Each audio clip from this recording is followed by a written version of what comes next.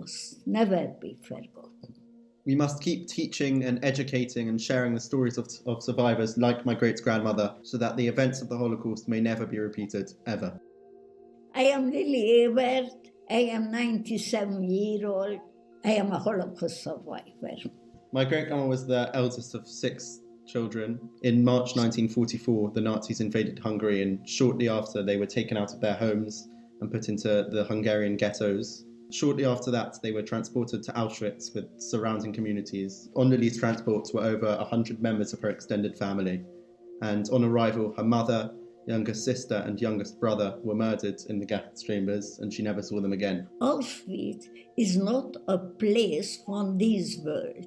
How can anybody explain a factory of death? I promised myself, if by any chance I will survive, I will tell the world what happened. What can happen when we are not tolerant to each other? My biggest aim in the Holocaust education to teach children how to behave with each other and what important tolerance is. Because you should know, if somebody is different than you are, it doesn't mean you are better or worse. You are only different.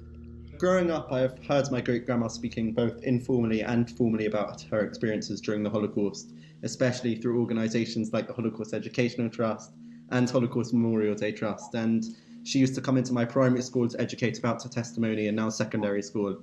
And not seeing her for 2 months during the pandemic and the first lockdown made me realise how precious she is, and that she unfortunately will not live forever.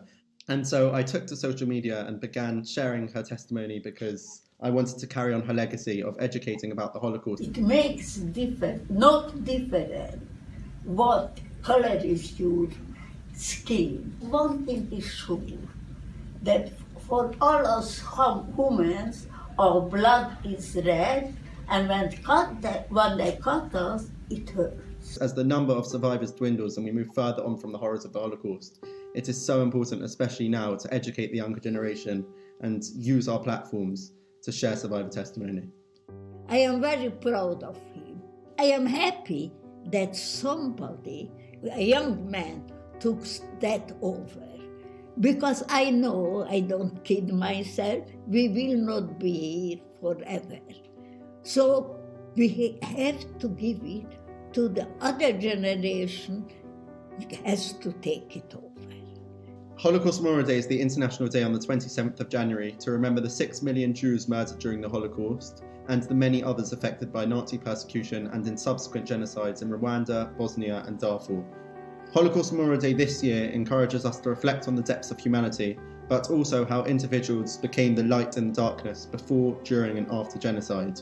Recently, my great-grandma survived from COVID, and I shared a message of hope on Twitter of how my great-grandma has been the light in this darkness. She recovered from COVID and is now back to 100%, as you can see, and I think everyone should be encouraged on Holocaust Memorial Day to learn the messages of survivors, of tolerance, to stand up to hatred, and to be vigilant to all kinds of hate.